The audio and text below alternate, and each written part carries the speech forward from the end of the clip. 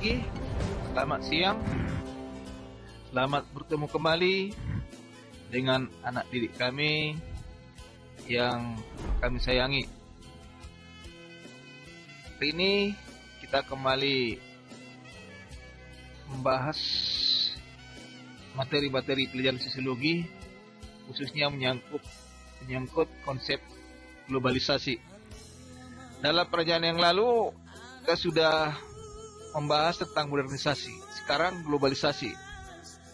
Kata globalisasi sebenarnya merupakan istilah yang sudah biasa kita dengar dewasa ini. Terlebih karena sekarang ini memang sudah masuki proses globalisasi di seluruh dunia. Apakah yang dimaksud dengan globalisasi itu? Globalisasi berasal dari kata global yang berarti secara umum dan keseluruhan. Jadi global itu artinya umum atau keseluruhan. Umum atau keseluruhan. Dalam Kamus Besar Bahasa Indonesia disebutkan bahwa arti globalisasi adalah proses masuknya ke ruang lingkup dunia. Proses masuknya ke ruang lingkup dunia.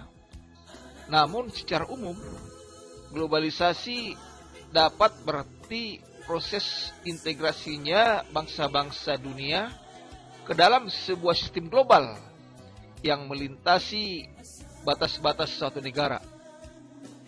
Jadi kata integrasi ini maksudnya adalah bergabung, menyatu. Lalu apakah globalisasi berarti bangsa-bangsa di seluruh dunia itu menjadi menyatu atau bergabung? Ini kita bahas lebih lanjut. Bahkan di sini dikatakan melintasi batas-batas suatu negara. Begitukah maksudnya? Untuk lebih jelasnya kita lihat yang berikut ini. Ini ada gambar atau ilustrasi tentang perakitan mobil. Perakitan mobil ini sudah ada di Indonesia. Ini satu gejala adanya pasar bebas, dan itu juga adalah merupakan indikasi adanya globalisasi. Menurut Henry tahun 1982, saat ini masyarakat di dunia berada pada masa transisi. Transisi, apakah yang dimaksud dengan masa transisi? Itu berarti perubahan yang ditandai oleh perubahan dari pra-global kepada kesadaran global. Pra-global, ada kata pra, berarti sebelum global kepada kesadaran global. Tadi kata global sudah kita artikan, itu artinya umum atau menyeluruh. Adanya kesadaran global ditandai oleh pengetahuan baru tentang interaksi dalam sistem perencanaan dan tindakan. Jadi ada pengetahuan baru tentang sistem interaksi dan sistem perencanaan dan tindakan. Itu maksudnya adanya kesadaran global. Jadi dengan demikian, dalam suatu era globalisasi berarti ada perubahan sistem interaksi dan juga sistem perencanaan dan tindakan. Apakah maksudnya itu? Kita lihat.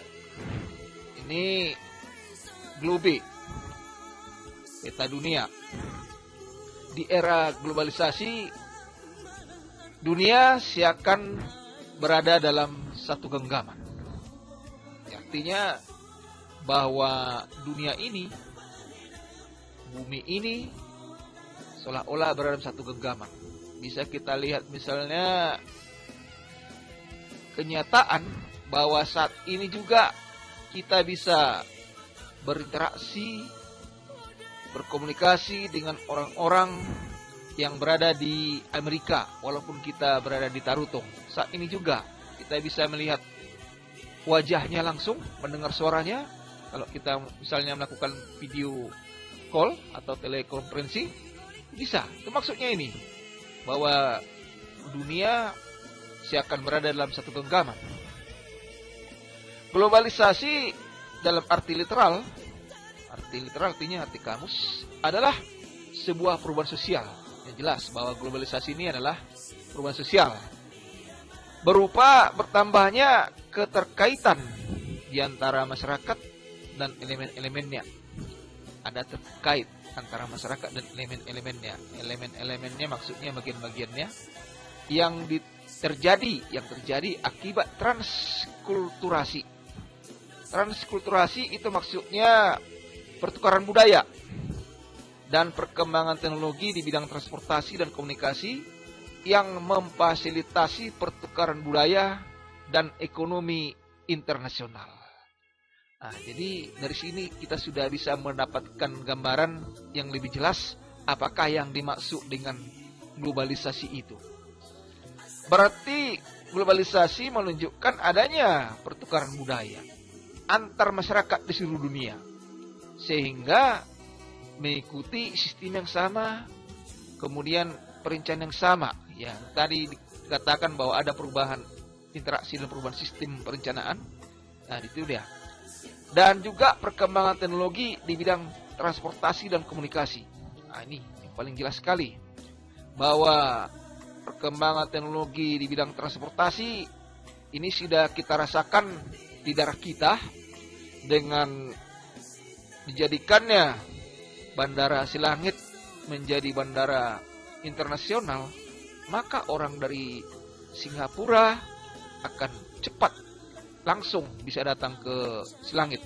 Tidak perlu lagi harus melalui Jakarta, melalui Bali dan sebagainya, tapi langsung dari Singapura ke Jakarta. Jadi seandainya ada orang Amerika yang hendak ke Bandara Silangit, bisa dia datang dari Amerika dulu, dia transit di Singapura, dari Singapura nanti sampai ke Silangit.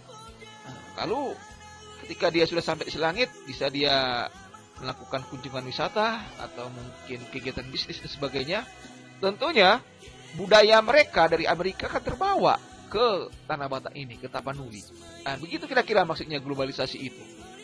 Budaya orang Amerika itu akan terbawa ke Tapanuli, lalu orang Tapanuli akan mengikuti apa yang dilakukan oleh orang Amerika itu. Demikian sebaliknya, orang Amerika tersebut akan melihat-lihat, bahkan bisa terpengaruh dengan kebudayaan-kebudayaan yang ada di wilayah kita.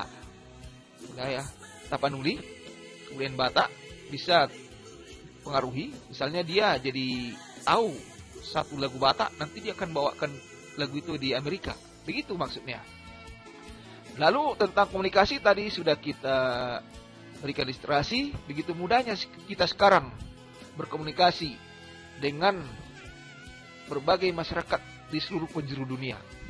Nah, jadi perkembangan di bidang transportasi dan komunikasi ini memfasilitasi pertukaran budaya dan ekonomi internasional. Nah, jadi dengan demikian, apa budaya-budaya yang ada di Eropa, di Amerika, di Afrika, di Australia, bisa kita lihat dari Tarutung ini. Demikian juga sebaliknya, mereka juga bisa melihat kuliah Batak, sehingga terjadi pertukaran budaya, saling meniru, saling mempengaruhi. Maka sistem dan kaidah-kaidah di Amerika, di Eropa itu juga ikut terjadi di sini. Itu kira-kira gambaran tentang globalisasi itu. Nah, kita lihat perkembangan alat-alat komunikasi seperti adanya komputer, handphone, dan antena parabola. Ini media efektif dalam proses globalisasi itu. Misalnya, globalisasi ini dapat berarti pembentukan desa global atau global village, yang berarti kontak yang lebih erat antara berbagai pelosok dunia, meningkatnya interaksi personal, saling kerjasama, dan persahabatan antar penduduk dunia. Nah, persahabatan antar penduduk dunia. Sekarang begitu mudah kita mencari sahabat di luar negeri melalui Facebook, Instagram, dan sebagainya. Dan juga meningkatkan interaksi personal kerjasama antara masyarakat seluruh dunia. Itu maksudnya pembentukan desa global atau global village. Lalu globalisasi ekonomi. Ini meningkatnya perdagangan bebas dan meningkatnya hubungan antara pelaku ekonomi di berbagai negara. Nah, jadi kalau di ASEAN, kalau untuk berdagang, ya sekarang sudah bebas visa. Yang penting ada paspor. Bisa melakukan perjalanan antar negara di Asia Tenggara. Mungkin nanti itu kan berkembang meluas ke Asia, bahkan bisa jadi suatu saat seluruh dunia ada perdagangan bebas. Nah, ini kira-kira gambaran tentang globalisasi. Diikuti pelan-pelan. Mungkin harus butuh konsentrasi tinggi supaya makin paham.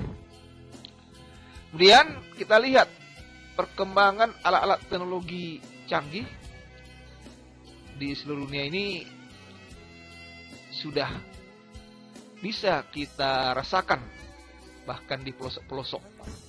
Penggunaan alat-alat berat dalam membangun jalan, jembatan, itu sudah hal yang biasa kita lakukan.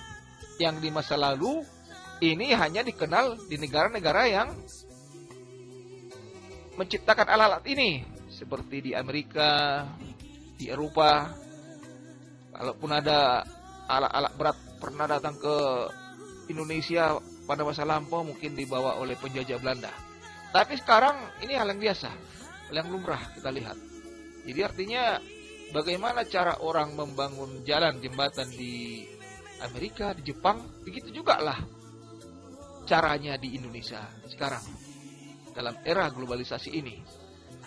Jadi proses globalisasi itu berlangsung sejak akhir abad ke-20. Semakin dalam menusuk jantung kehidupan bangsa dan telah menimbulkan berbagai problematika baru. Jadi pada akhir abad ke-20, berbagai negara-negara di bagian dunia ketiga, maksudnya seperti di Asia, Afrika, itu sudah banyak yang dijajah oleh bangsa-bangsa Eropa dan Amerika. Lalu ketika mereka menjajah itu, tentunya budaya mereka juga terbawa ke daerah jajahan. Dan sejak itulah proses globalisasi itu sudah mulai berproses. Lalu pada saat sekarang makin berkembang lagi dengan perkembangan yang kita katakan tadi, dengan perkembangan dalam bidang transportasi dan alat komunikasi. Adapun problematika yang menjadi tantangan global terhadap eksistensi jati diri bangsa adalah sebagai berikut. Jadi ada problem yang menjadi tantangan global akibat globalisasi terhadap eksistensi jati diri. Eksistensi jati diri ini maksudnya adalah keberadaan jati diri. Jadi maksudnya kalau misalnya Indonesia itu sudah punya kepribadian sendiri, punya ciri sendiri, bagaimana tantangan terhadap hal yang seperti itu? Kita lihat. Pertama atau A, pluralitas masyarakat Indonesia yang tidak hanya berkaitan dengan budaya, tetapi juga dimensi sosial, politik, dan ekonomi masyarakat. Sehingga proses globalisasi informasi membawa dampak yang sangat kompleks. Nah, jadi ketika budaya-budaya luar mempengaruhi budaya-budaya Indonesia yang tidak hanya berpengaruh kepada budaya-budaya yang tradisional atau yang spesifik, seperti misalnya tarian-tarian daerah, pakaian adat daerah, rumah adat dan sebagainya, tapi juga membawa pengaruh kepada dimensi sosial, politik, dan ekonomi masyarakat. Nah, jadi bagaimana masyarakat berhubungan? Kalau misalnya dulu orang Indonesia itu sangat suka berinteraksi dengan sistem gotong royong, tetapi mungkin pengaruh individualisme dari negara-negara barat bisa mempengaruhi kehidupan gotong royong itu.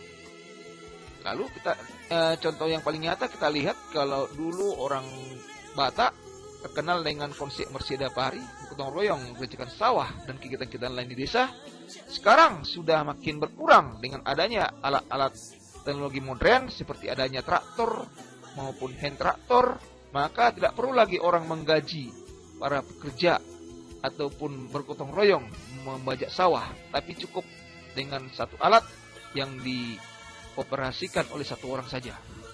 Demikian juga dalam hal politik dan ekonomi, ini juga akan berimbas kepada kehidupan masyarakat Indonesia dengan meniru sistem politik dan ekonomi di negara maju. Seperti kita lihat misalnya dalam ekonomi, dengan makin berkembangnya sistem transaksi melalui ATM ataupun menggunakan kartu-kartu, tidak lagi menggunakan uang tunai. Dan dalam politik misalnya, dengan semakin berkembangnya, semakin dinamisnya politik di Indonesia mengikuti sistem di negara-negara barat. Kemudian bagian B, salah satu dampak globalisasi informasi bagi bangsa Indonesia yaitu dimulai dari timbulnya krisis moneter yang kemudian berkembang menjadi krisis multidimensi.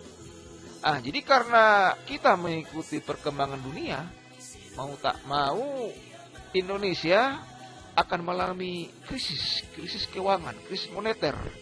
Karena bagaimanapun masyarakat itu menjadi semakin konsumtif untuk mengikuti kehidupan global.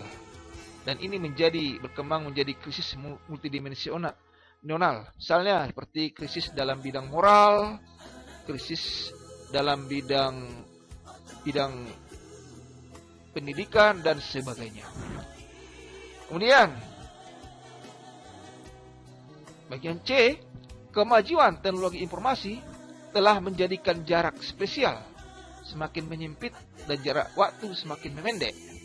Jadi ini jelas sekali bahwa jarak spasial semakin menyempit dan jarak waktu semakin memendek. Akibatnya bangsa Indonesia yang berorientasi pada negara maju dalam waktu relatif singkat dapat beradaptasi, terutama di bidang teknologi, ekonomi, sosial, dan budaya.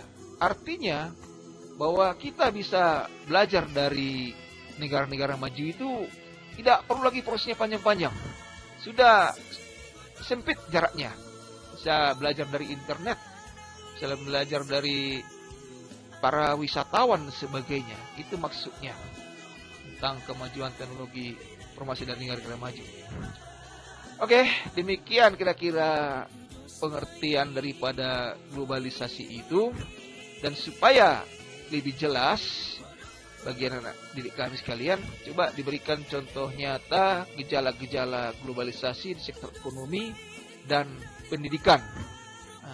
Coba nanti buat contoh-contoh di catatan, lalu tulis komentar kalian tentang hal tersebut, lalu di foto, dikonversi ke PDF dan diserahkan di Google Classroom beserta dengan catatannya. Dan satu lagi, melalui video ini saya sampaikan kepada anak kami, coba tuliskan pengertian globalisasi menurut kata-kata Anda sendiri.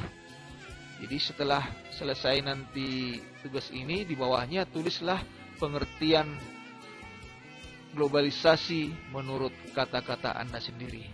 Demikian penjelasan kita tentang globalisasi kali ini. Sekian.